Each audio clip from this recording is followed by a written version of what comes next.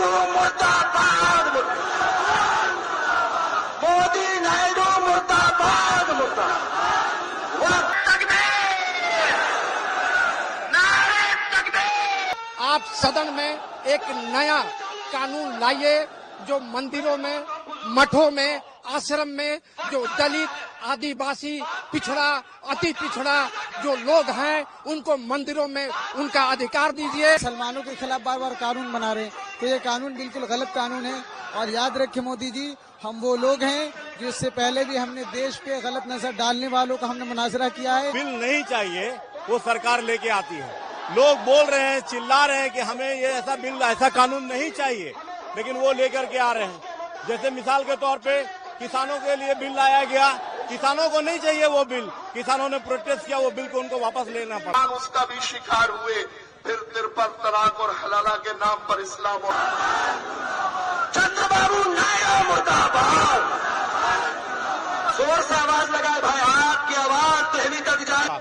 मुसलमानों के लिए 3 तलाक का बिल लेकर के आए, मुसलमानों को नहीं चाहिए। हम अपने शरीयत के कानून पे चलना चाहते हैं, लेकिन कुछ मुसलमान जिनको इन लोगों ने खरीद लिया है उसको मीडिया के सामने ला करके वो बताना चाहते हैं कि ये जो 2-4 मुसलमान जिनको उन लोगों ने खरीद लिया है यही एक्चुअली सब मुसलमान के नुमाइंदे हैं। जो है ऐसा नहीं है। आज जो वक्फ बिल इन लोगों ने लाया है, जो लोकसभा में पास किया गया, जो है, मैंने कल अमित शाह का भाषण देखा। अमित शाह बोल रहे हैं कि वक्फ जो है कोई गैर मुस्लिम उसमें वक्फ नहीं करेगा। मैं कहना चाहता हूं कि जो गैर मुस्लिम लोग हैं वो क्यों वक्फ करेंगे? वक्फ जो है मुसलमान करते हैं, लेकिन वो बोलते हैं कि ये मुसलमानों का जो वक्फ बोर्ड है उसमें गैर मुस्लिम, क्रिश्चियन कोई भी वहां पे आ सकते हैं। तो मैं कहना चाहता हूं कि किसी भी बोर्ड में जो एक धर्म विशेष का बोर्ड है, उस धर्म विशेष के बोर्ड में दूसरे धर्म के लोग कैसे अपॉइंट किए जा सकते हैं? जैसे कि मठों में क्या मुस्लिम को अपॉइंट किया जा सकता है? उनकी कमेटी में, उनके बोर्ड में क्या मुसलमान को अपॉइंट किया जा सकता? क्या सिखों के गुरुद्वारा की जो कमेटी होती है उसमें क्या मुसलमान या हिंदू को अपॉइंट किया जा सकता? नहीं किया जा सकता। ठीक उसी तरह से हिंदुस्तान में जो वक्फ बोर्ड जो हमारा है, वक्फ बोर्ड में किसी भी तरीके का जो नॉन मुस्लिम है उसको एक्सेप्ट नहीं किया जा सकता। वक्फ बोर्ड क्या है ये जानना चाहिए लोगों को। हम लोगों ने जिन लोग, हमारे अब्बा अजदाद ने अपने कौम और कौम के मिल्लत के भला और फलाह के लिए अपनी जमीनों को, अपनी जायदाद को वक्फ किया ताकि उससे कौम और मिल्लत का भला हो सके।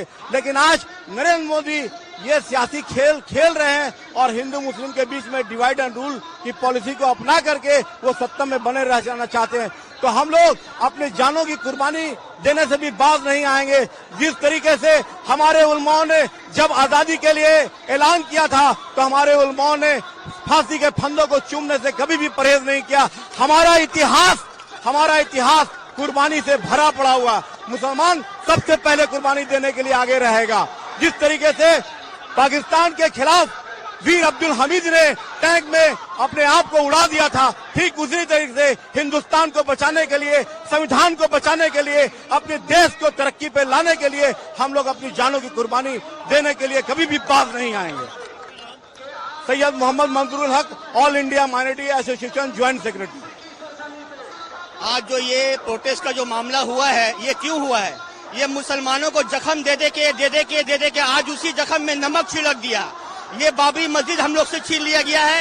ये ट्रिपल तलाक का बिल पास कर लिया। अच्छा, 2 बजे रात में ये कौन सा कानून जिंदा रहता है? ये 2 बजे रात में कौन सा कानून जिंदा रहता है? लोग का जो बिल जो है पास करा लिया जाता है। आदमी को बेवकूफ पा गया ना क्या? आदमी इतना कमजोर है। हम लोग भी चूड़ी पहन के नहीं है। गवर्नमेंट को बता दीजिएगा कि लब्बैक अगर कहेंगे तो मुसलमान एक मुसलमान अपना जान देने के लिए कुर्बान हो जाएगा। ये क्यों इतना करता है? अपना मजबूरी का तहत में हम लोग ये करते हैं। ये कौन सा कानून है? ये कहाँ का कानून है? इतना लंबा चौड़ा भाषण देता है नरसिंहानंद, उसको अरेस्ट नहीं किया जाता है? उसको क्यों नहीं अरेस्ट किया जाता है? ये रसूल अल्लाह के ऊपर में हम लोग को जो है बार बार बयान देता है। नरसिंहानंद बहुत बड़ा चोर है, बहुत बड़ा डकैत है, समझिए ना।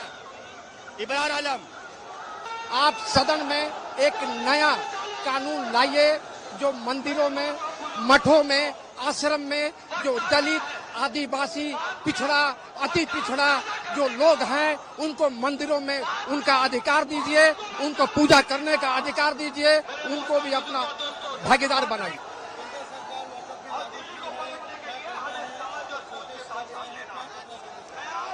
सबसे पहले तो मैं ये कहना चाहूँगा कि ये बिल जो है बिल्कुल मुसलमानों के खिलाफ है और ये बिल सही नहीं है।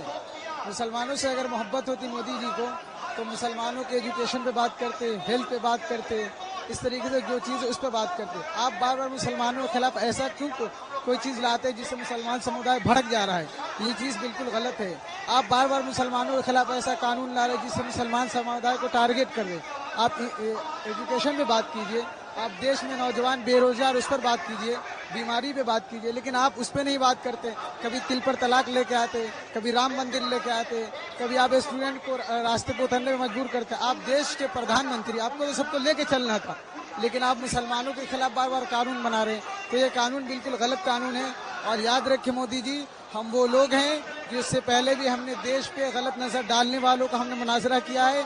हमने उसके सामने डट के खड़े हुए और इस बार भी पूरी ताकत से हमारी पूरी जमीयत, हमारे पूरे भाई और हमारे पूरे उलमा, हमारे हिंदू भाई भी, हमारे सिख भाई भी, जो भी है इस देश का वासी है, सब इस बार इंशाअल्लाह पूरी ताकत के साथ इस जालिम हुकूमत को जवाब देने के लिए तैयार है। इससे पहले भी हमारे अकाबिर ने इस मुल्क को बचाया है और इंशाअल्लाह ताला इस बार भी इस मुल्क को हम बचाएंगे और पूरी ताकत से, अपनी जान से, अपनी माल से, अपनी इज्जत से इस पूरे मुल्क की हिफाजत करने के लिए हम तैयार हैं इंशाअल्लाह ताला।